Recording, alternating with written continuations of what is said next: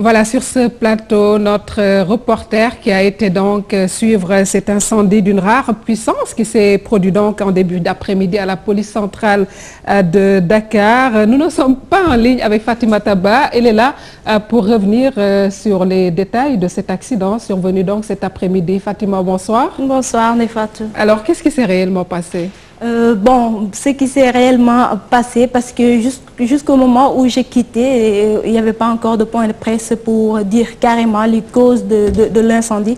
Mais tout ce qu'il faut retenir, c'est que c'était un incendie d'une rare violence. Ouais. Parce que quand même, ça a démarré vers 16h et jusqu'à 19h, on peut dire que les sapeurs-pompiers n'avaient pas carrément maîtrisé la situation. Plus de 3 heures. Plus de 3 heures. Donc, c'était vraiment un incendie d'une rare violence, quoi. Donc, mais on a quand même pu évacuer à temps les personnes qui étaient en garde à vue. Donc on peut dire qu'il n'y a pas de perte en vie humaine parce qu'aujourd'hui aussi c'était un samedi. Il n'y avait pas beaucoup d'employés au commissariat. Tout est allé tellement vite que même les témoins trouvés sur place n'ont pas pu vraiment donner les raisons de cet incendie. Mais où s'est situé localement, où s'est produit l'accident? Au commissariat central de Dakar. À quel niveau? Au niveau même du commissariat. Ok, dans certains locaux Ouais, alors. dans les locaux du commissariat central de Dakar. C'est pas au niveau de la prison, des détenus? Non, parce que vous savez, au commissariat central de Dakar, il y a les personnes qui sont en garde à vue. Est-ce que la presse a pu rentrer d'ailleurs pour...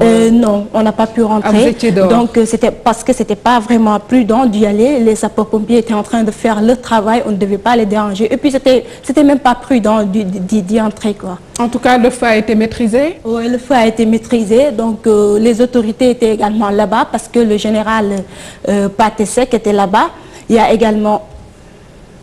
Oui, Nefatou, comme vous le voyez maintenant, ce sont les images qu'on a pu avoir là-bas. Vous voyez les sapeurs-pompiers qui font quand même un bon boulot. On va certainement suivre quelques réactions, n'est-ce pas? Oui, bien sûr, parce qu'on a Code Dembeng, qui est le chef de la police nationale, qui s'est quand même prononcé sur cet incendie.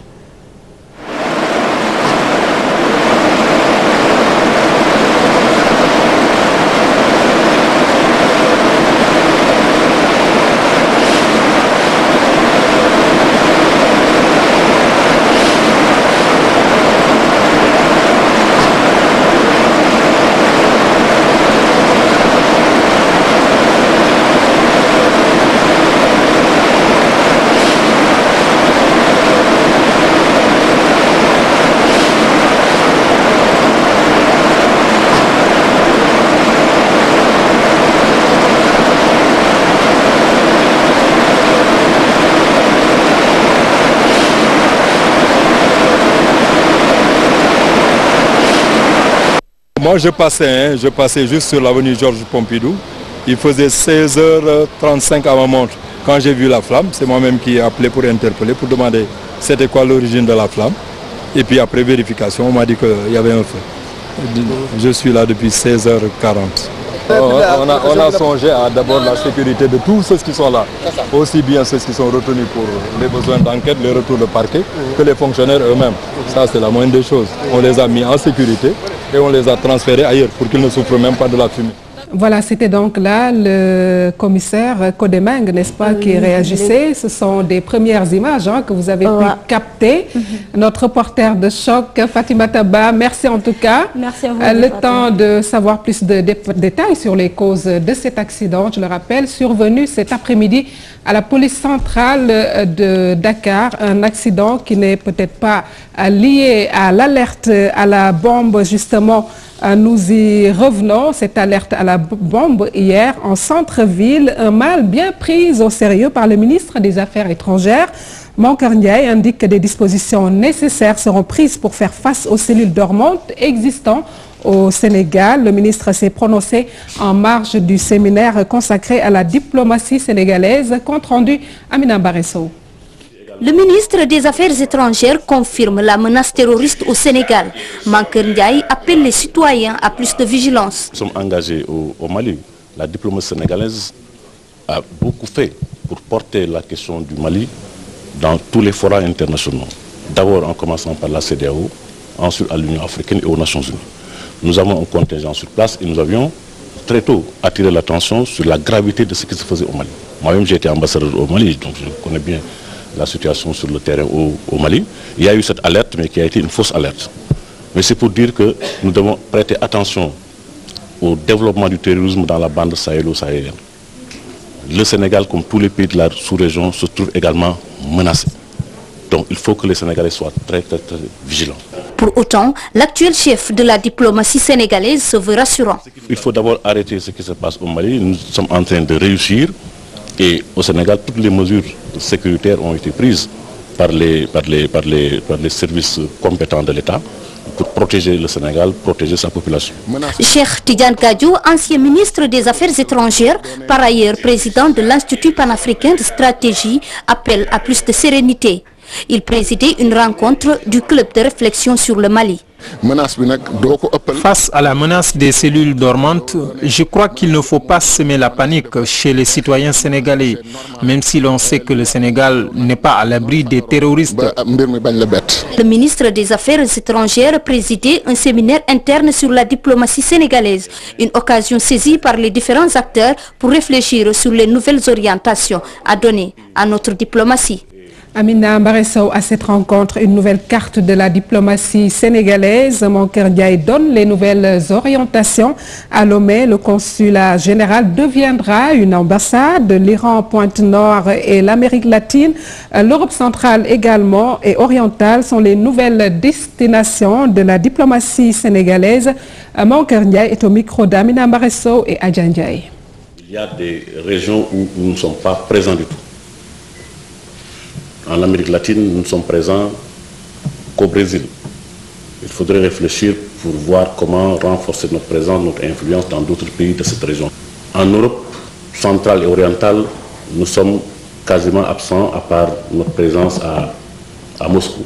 Donc il faut également réfléchir à ce niveau pour voir comment nous orienter vers d'autres pays de cette sous-région qui est effectivement en émergence. On va rouvrir en Iran parce qu'on a établi des relations diplomatiques avec l'Iran, mais on va ouvrir à Lomé parce qu'on a décidé d'ériger notre ambassade, notre consulat général à Lomé en ambassade.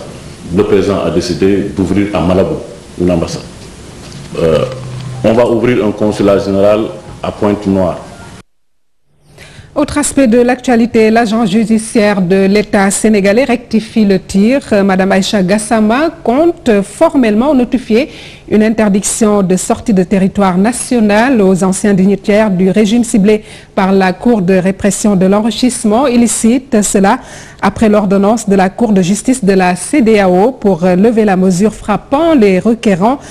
Pour Madame Tal, il faudra rapidement notifier avec précision la mesure. L'agent judiciaire sénégalais de l'État d'insister sur l'article 53 du Code de procédure pénale, lequel donne la preuve que la mesure d'interdiction du territoire national dispose d'une base légale.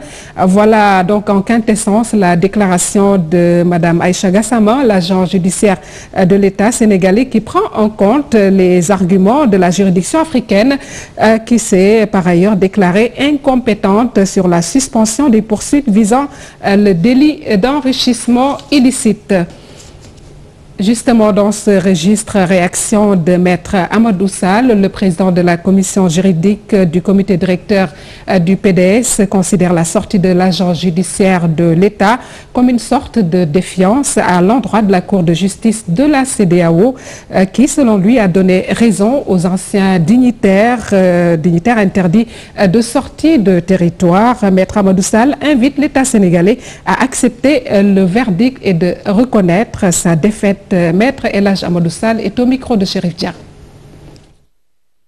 La première chose que la décision rendue dit, et qui est importante pour nous, elle dit que le procureur spécial n'a aucune compétence pour attraire les ministres devant la Cour de répression de l'enrichissement illicite.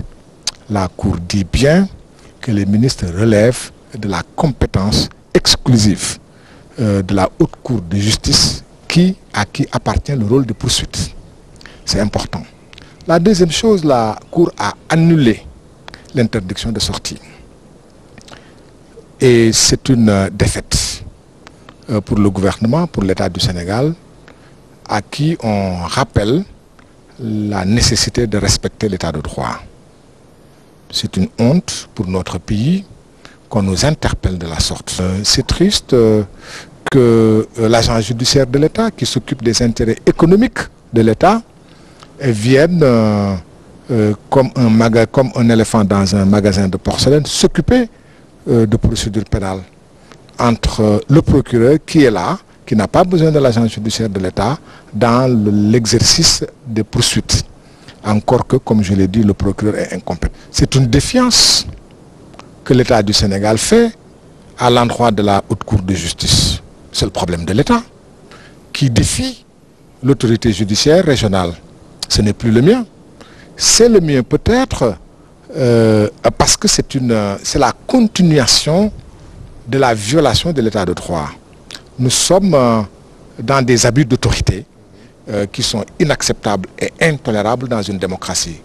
Il faut savoir perdre un procès dans la dignité. Crise énergétique sur le continent, l'Afrique doit désormais compter sur elle-même pour disposer de l'énergie nécessaire à moindre coût. C'est la conviction de l'ASDEA, l'Association sénégalaise pour le développement de l'énergie en Afrique, qui a tenu une conférence débat sur les prix des produits pétroliers au Sénégal. Compte rendu Ibrahima Kamara Alioune Diagne. Ils sont tous des acteurs du secteur de l'énergie. Le but de leur rencontre, trouver des solutions aux difficultés liées à l'accès à l'énergie en Afrique. Nous avons estimé former cette conférence pour inviter les différents acteurs qui sont les importateurs, la SAR et les distributeurs. Donc toutes les composantes du secteur pétrolier pour débattre de ce prix des produits pétroliers.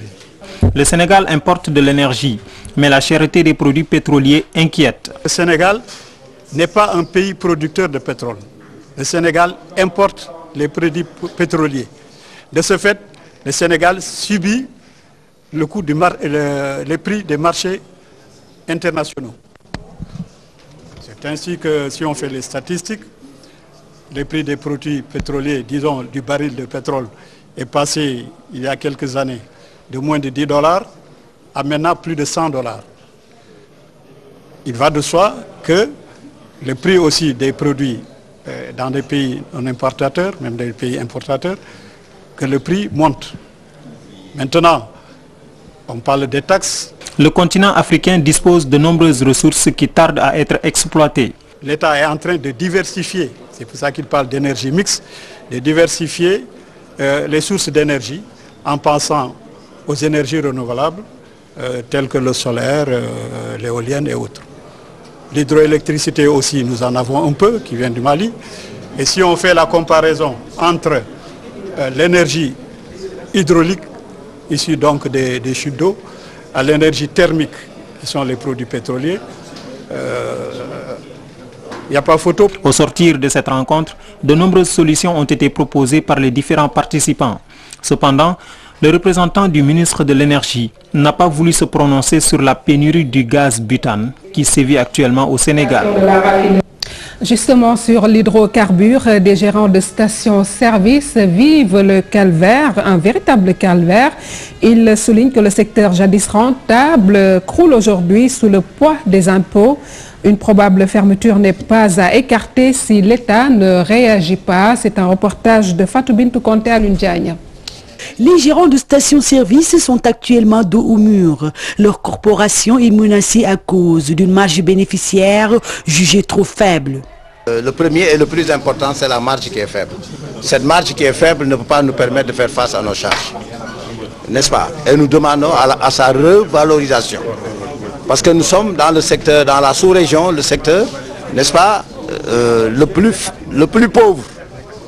Pourquoi? Parce qu'en Côte d'Ivoire, il y a 18 francs le litre, au Mali 15 francs et en Mauritanie 20 francs. Et si nous comparons notre niveau de vie, on nous comparera facilement à la Côte d'Ivoire.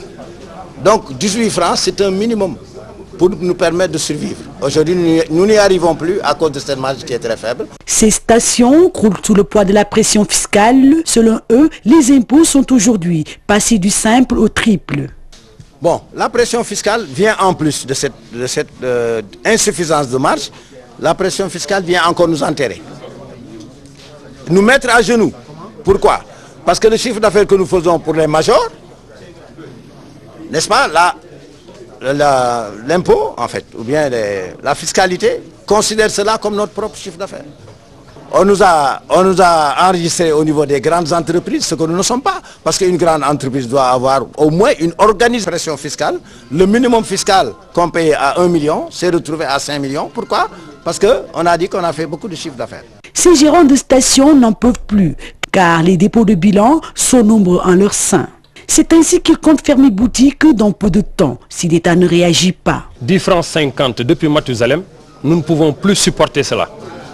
Et vu la situation, les stations qui se ferment, on renvoie des pompistes parce que nous ne pouvons plus supporter cette situation-là. Moi, je pense que si l'État ne réagit pas par rapport à ça, nous allons fermer nos... Regroupés depuis 1 an en association, ces gérants de stations veulent s'affranchir des 3 majors du pétrole en ce moment pour pouvoir jouir des fruits de leur labeur. Tous les chemins mènent à Mumba ce soir. Mumba en effervescence ce 23 février avec le festival à Sahel ouvert. Le ministre du Tourisme et des Loisirs apporte sa pierre dans l'édifice pour le développement de la région Nord via un concert.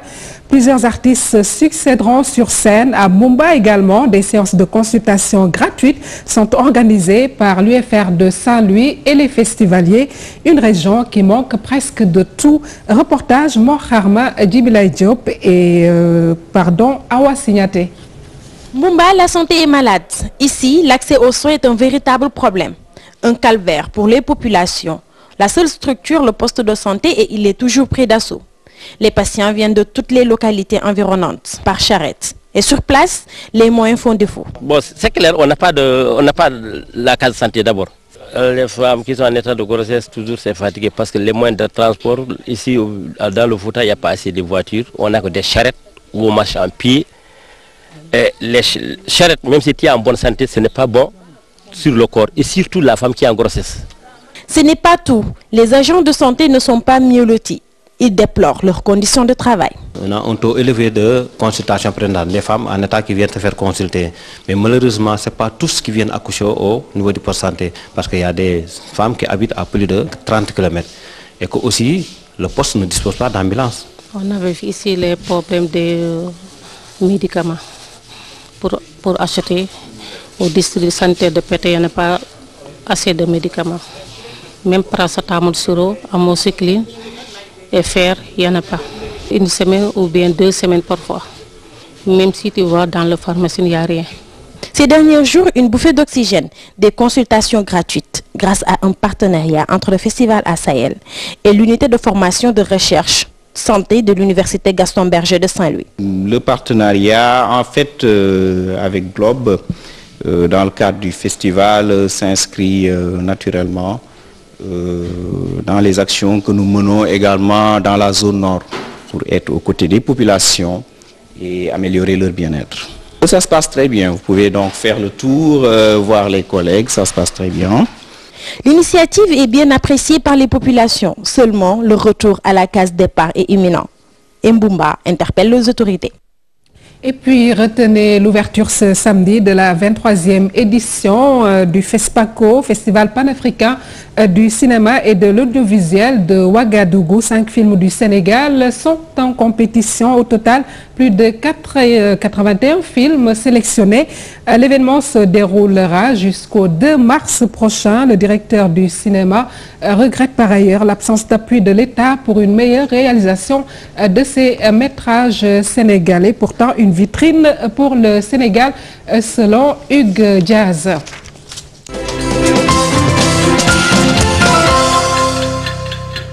Nous en venons à notre rubrique sénégalais lambda. Il s'agit ce soir d'un jeune homme de 34 ans. Sa particularité, il est autodidacte sur la reproduction de maquettes des sites industriels et la création de machines en miniature. Abdoulaziz Diop, c'est son nom, a arrêté ses études à l'école élémentaire et vit à Mboro. Nafsatou Silla Ababakar Kamara. Cette maquette est la pure création d'un autodidacte. Elle représente l'usine des ICS de Mboro, un chef-d'œuvre à l'origine de son recrutement dans l'entreprise. Après la conception de la maquette, je l'ai présentée aux responsables de l'usine. Ils ont vu qu'il n'y a aucune différence avec les plans de l'usine. Un jour, Djibril Ngom, directeur des ICS à l'époque, qui présidait une manifestation, l'a vu et a demandé que l'on me recrute et qu'on m'aide à consolider mes acquis. Ici, nous ne sommes pas dans une cabine technique des ICS d'Omboro, mais dans une pièce de sa maison. Cette machine de commande est une invention de Abdul Aziz Diop. Il me suffit juste de regarder un élément et de le reproduire. Le fauteuil sur lequel je suis assis a été conçu depuis 2011. Autre réalisation de Abdul Aziz Diop, ces draglines en miniature identiques aux gros engins de l'usine. Pourtant, pour réaliser ces ouvrages, il puise sur ses propres fonds et à partir de matériaux usagés. Chaque fin du mois, à chaque fin du mois, j'achète du matériel un peu partout dans plusieurs marchés, parfois même à Thiès ou dans des quincailleries. Ce dragline m'a coûté 480 000 francs CFA. C'est difficile pour moi car les moyens font souvent défaut.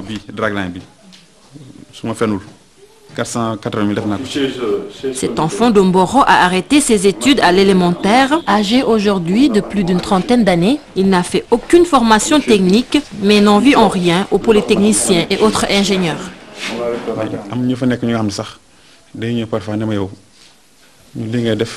Parfois, des sortants de grandes écoles de formation s'étonnent en voyant mes réalisations. Je sais que je n'ai pas fait d'études, mais si c'était un concours avec eux, je m'en sortirais facilement. Aujourd'hui, son souhait le plus cher, c'est d'améliorer ses connaissances et pouvoir un jour en faire bénéficier les Sénégalais. À bientôt pour le Grand Prix du chef de l'État pour les inventions. Quelle est la mission et les tâches de l'ADI, Agence de l'informatique de l'État? Eh bien, sachez que cette structure administrative est chargée de produire des services destinés aux citoyens et à l'administration à travers un système de simplification des démarches administratives, entre autres l'audit physique biométrique des agents de l'État également, un projet qui devrait à terme dénicher les fraudeurs et maîtriser la masse salariale de l'État. Daniel Diouf Alundiagne nous en parle. L'Agence de l'informatique de l'État a été créée en 2004. D'autres structures lui ont préexisté, notamment le Bureau Organisation et Méthode, la délégation à l'informatique et la direction informatique de l'État. En tant que cerveau informatique de l'État, des missions lui sont assignées. La première mission, c'est de déployer un réseau d'infrastructures, c'est-à-dire de créer, disons, un dispositif qui permet de relier les principaux bâtiments de l'administration, les principaux ministères, les services des ministères.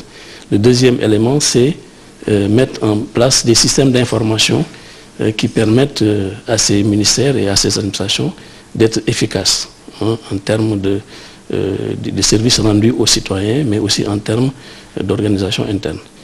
Il y a également un troisième élément qui est la mise à disposition de ces ministères d'outils tels que des équipements informatiques leur permettant justement d'accéder à ces services. L'Agence de l'informatique de l'État compte à son actif bien des réalisations, des services destinés aux citoyens et à l'administration. Au niveau des services, n'est-ce pas, nous avons aussi mis en place la téléphonie mobile par exemple, qui permet aux agents de l'administration de s'appeler gratuitement. Nous avons la messagerie Internet, la messagerie qui permet donc aux agents de l'État d'avoir une messagerie spécifique, avec un format personnalisé. Nous envisageons d'aller un peu plus loin en mettant en place des téléprocédures. Je crois par exemple avec Safi, qui est une plateforme qui permet donc qui va permettre à terme aux citoyens, tout en restant sur place, par exemple, de mettre en œuvre des procédures leur permettant de prendre en charge leurs besoins. Tous ces services contribuent à réduire les dépenses de l'État en matière de télécommunications. L'audit physique des agents de l'État entre dans le même cadre d'optimisation des dépenses publiques. Ces opérateurs, tous des militaires, travaillent à sa réalisation sous la supervision d'un secrétariat permanent. L'objectif de cette saisie, c'est d'avoir une cartographie des données, surtout une cartographie des contentieux. Nous aurons dans quelques jours une cartographie par type de contentieux et par localité. Ce travail va permettre d'avoir une base de travail de la Commission nationale de traitement de ces contentieux. L'Agence de l'informatique de l'État est une structure administrative rattachée au secrétariat général de la présidence de la République. La transition est trouvée pour recevoir notre invité ce soir. Il s'agit du directeur de l'Agence de l'informatique de l'État, M. Khassoum Wane. Bonsoir. Bonsoir, Madame Nyon. Alors, nous venons, en plus de suivre ce reportage que nous venons de suivre, que faudrait-il ajouter ou alors repréciser sur le rôle de l'agence? Merci beaucoup et je vous remercie de l'opportunité qui m'est offerte pour un peu communiquer sur les